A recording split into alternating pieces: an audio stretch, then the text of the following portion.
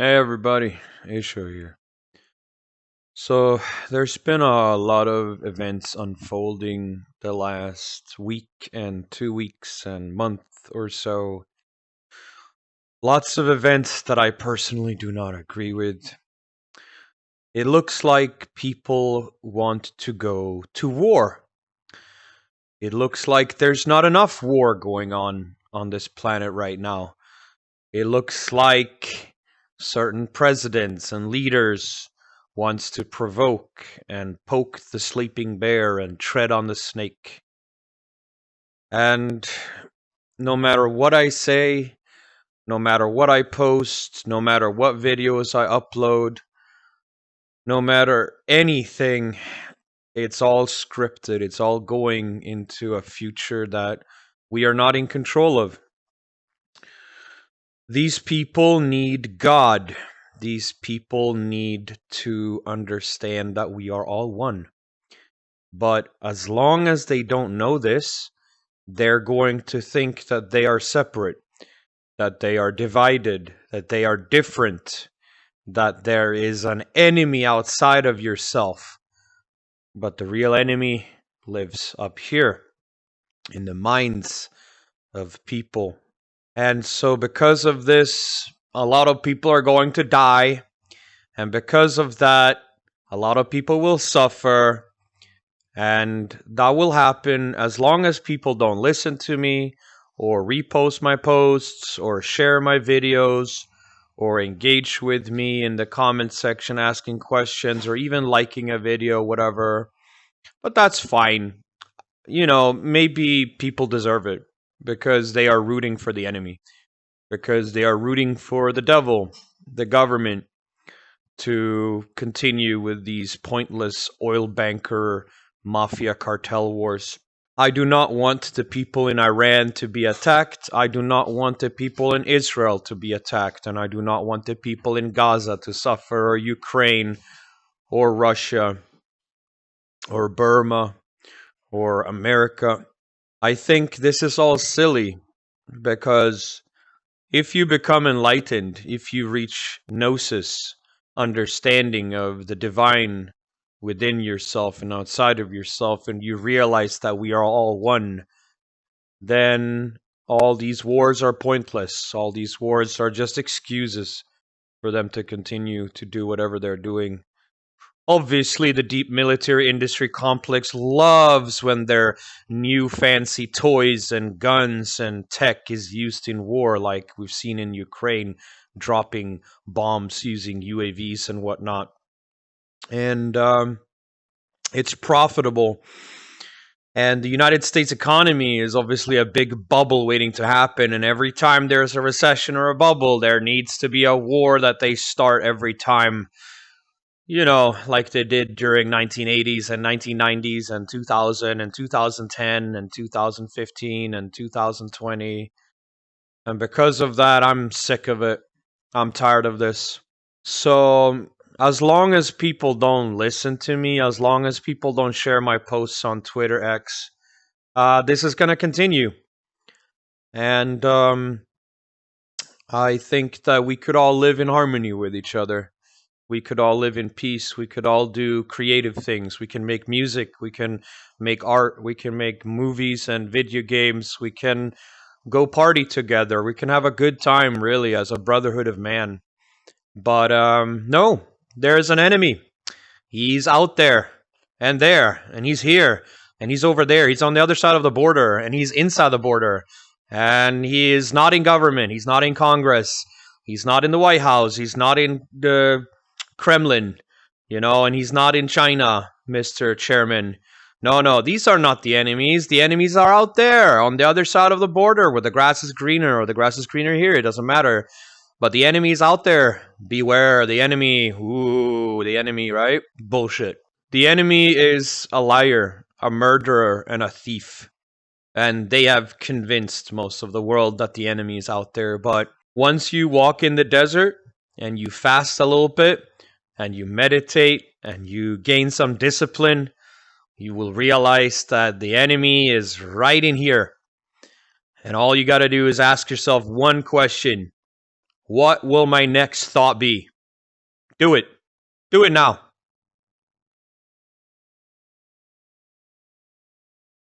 And what does it say?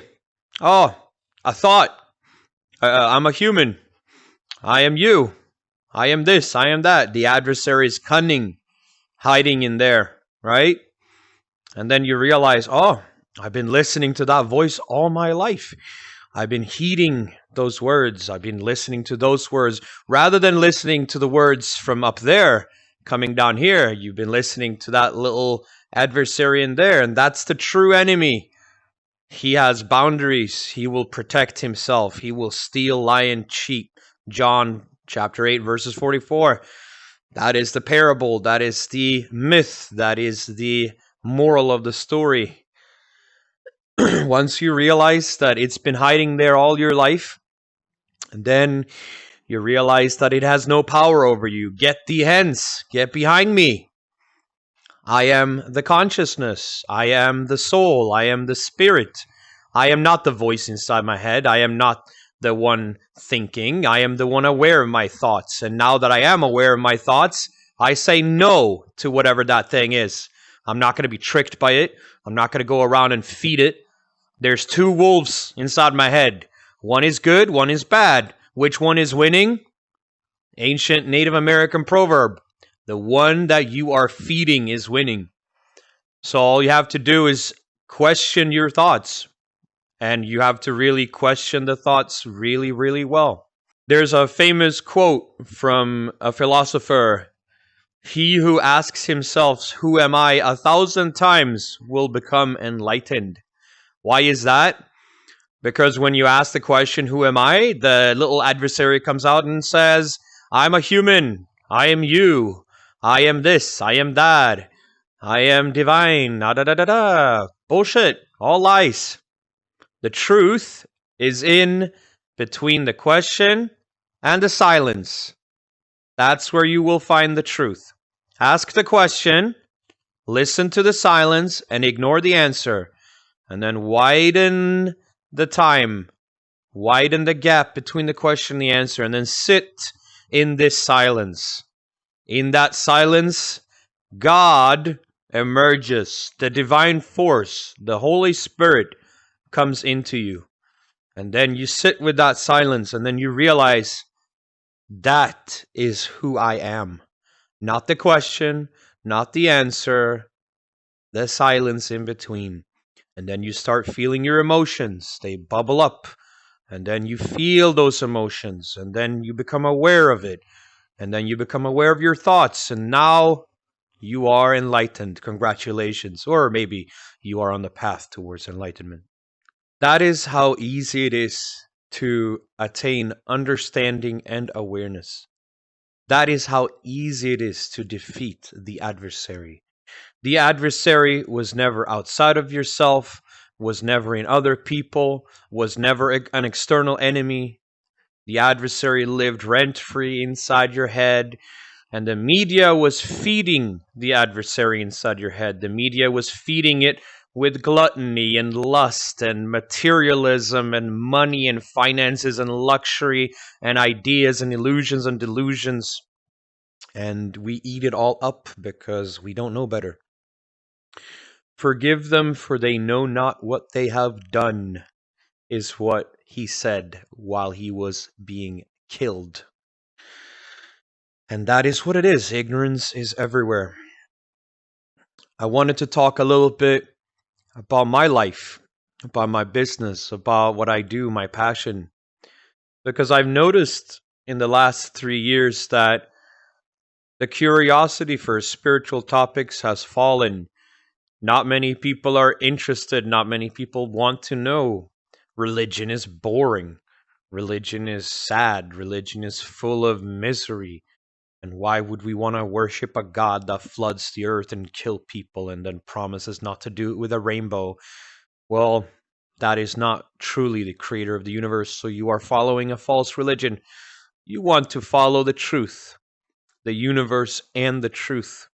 The thing that brought you into life, the thing that put you here, that's the truth. That's the thing you want to find, and that's the thing you want to follow. All the other things are just distractions to make you follow some absurdity, some biased opinion of some people from a desert tribe. I want to read a post from a person on Twitter, and this was a post that I found when I was going through some stuff. I don't know if this person met me, but it feels like they did, so I'm just going to read it because this is about essentially what I do. It's about my passion to teach people alchemy, mindfulness, spirituality, and divine gifts, etc. So it reads something like this. I'd rather invest into toy-like weapons, hoe sites, and gambling than to give money to a religious organization, seminar, guru, priest, or church demanding money. At least the former three are honest about being evil, and I know to repent and turn back, while the latter is pretending you need them, when in reality they need God and have clearly no clue what the actual hell they're doing to themselves and others. An interesting quote, an interesting little scribble by a person that I assume met me or probably came to my server. I don't care, honestly, but it puts into perspective that people would rather consume hedonism from an evil company, knowing that they are an evil company, like that, than to actually seek out any form of spiritual nutrition or spiritual knowledge because they asked for some money. Well, tough luck. I have to pay my bills. I have rent. I have electricity. I have an internet connection. It's not a lot, but it needs to be paid. And it is very nice when you get some extra during a month, say a couple of $100, because then it's like, oh, I've done some great work. I've helped people. I've brought them to God. I taught them how to meditate. I helped them defeat the devil. I helped them become enlightened. And now I have $20 extra. Well, that's really nice. But then these people say, I would rather go to Apple and suck. And I would rather go to Microsoft and consume. I would rather go to a company I know is evil than a couple of people who are not evil. But according to them, obviously, these people are evil according to them and their little ego and their little opinion. And because of that, I've kind of given up on trying to teach anyone anything. And this thing kind of happened yesterday as well. The words pay to win is somehow associated with something negative. And I think that when you become enlightened and you pay to win to get enlightened, that is win. And the formulation of the word phrasing pay to win as apparently carries a bad negative annotation to it. And that's whatever. But it gets really irritating because in certain church denominations, they have what's called tithering, which is a little collect that they run around with. And people put certain things in the collect inside a church.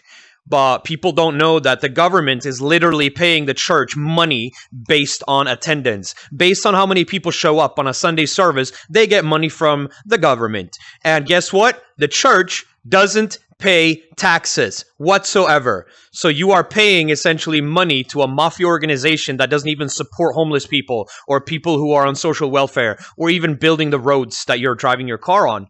So it's all hypocrisy, right? But in the end, all I really wanted to do was help people. All I really wanted to do was bring people to God and make them happy. And that is my reward. When I see someone happy because of what I did and they thank me and they say, I've been to 3 therapists. I've talked to 4 doctors. I've been on pills for 10 years. None of it worked. None of it really healed me. None of it made me whole or healthy or well. And then I came to you and you fixed me. You fixed everything about me. I am really grateful. Thank you very much. That is the reward for me. And then I can pay my bills so I can keep doing it. But when people start saying, I would rather pay an evil company I know is evil for hedonism that I will consume and repent for, they are retarded, literally. So these are just some of my grinding gears thoughts, essentially. And I've seen this develop over the last 4 years, maybe 6 years, maybe because of the inflation and the economy, because of the pandemic and stuff that happened. People are forced into survival rather than living for luxury. And I can understand that when you see prices of things going up 20%, 30%, 50%. People in New York are paying $30 to $50 to eat a meal outside in a restaurant for a sandwich with some roast beef on it. And that's the normalcy now. But then when you say to them, you know all those problems you have inside your head, all your mental things that is going on. I'll help you fix that. I'll charge you, say, $30 an hour. How could you? How dare you? You should be working for free. Okay, go and work for free then. Show up at your work, 8 hours a day, work for free. See how long you'll survive. And then don't come complain to me later. You hypocrite. You know what I'm saying? You should be working for free, yeah? You too. I worked for free for over 10 years. Then I lost my income, I lost my apartment, I lost my job, lost my friends. Then I started asking for money, and then nobody showed up. And so you should start. Work for free. You should start. Absolutely. Show up at your work, talk to your boss and say, you know what? Skip the whole wage thing. I don't need it. See how long you will survive. I can tell you from personal experience that 3 months without an income is really degrading and humbling. To go around and ask people for food, ask them for support, ask people for money, ask your relatives for help. I promise you, you won't last 7 days, right? So don't talk to me about working for free. You're a hypocrite. The worst part about being a nice person and being kind is that other people see your kindness as a weakness. And they will use that against you. And they will turn your friends against you. They will talk shit about you. Behind your back, in front of you. Doesn't matter. They will do it because they are retarded. They are evil and they are stupid. So, what you can do is not engage with these people. But they show up from time to time and they have to take some attention and energy from you just to remind you of where you are. And me personally, I don't care anymore. You can suffer all you want. You can be in pain all you want. I've been here all this time. All you had to do was ask. I would have helped. But they don't want to do that anymore. They don't care. So obviously I don't care either. But being kind and helping people for 15 years, asking for nothing in return like a true Buddhist monk, it doesn't work in this society. You will get drained, you'll get tired, and you will feel like shit. And then you will wake up and wonder, why am I feeling like this? Because people are constantly taking advantage of your kindness and they're throwing shit back at you. And so part of spiritual defense is to learn how to say no. And that's what you should do to people who take advantage of you. You should just say, nope, not today. I've helped you 3 times already. I'm not getting anything back from you. All I did was ask for $20 when I had no money, no job, no income. I lost my apartment. And what did you do? You rubbed it in my face. You went around and turned all my friends against me. I'm not going to be kind anymore for nothing. I'm going to do what I want to do in terms of spiritual rebellion. I will post my Twitter posts. I'll make these videos because I'm bored and I will post it online. But when it comes to these people, you get what you deserve. You reap what you sow. You eat what you serve. So that's just how it is these days. Just like laid out in Revelation, just like we talked about in the other videos. People will be lovers of themselves. People will be narcissists. People will love materialism, and that's where we're at. And it's kind of sad, but it's a necessary step. It's a necessary balance. So the further we go in the narcissistic balance of things, the more the spiritual is going to be necessary later. And then it will shift. And then it will shift again. Take care out there. Really. Take care. I assume some of your family members and relatives and friends have turned absolutely narcissistic over the last 5 years. They are climbing the walls, they are desperate, they are panicking, and their world is crumbling. And with that, all the corruption in the world is also crumbling. And so the next 5 years is going to be really interesting to see what's going to happen. But, you know, it's time to not be a doormat. It's time not to be stepped on.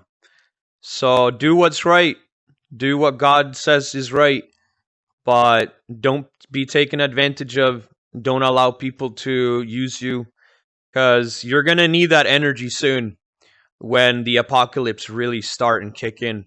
So I hope you got some food and water saved. I hope you have some batteries and candles and you can heat some food. It's about to get wild soon. So this was a little blog post, a little bit of a kind of expression here. But I'm thinking about starting to make season 3 soon in a moment. I've just had a small summer vacation here, celebrated 2 birthdays, including my own. And so, yeah, if you have any comments, put them down below.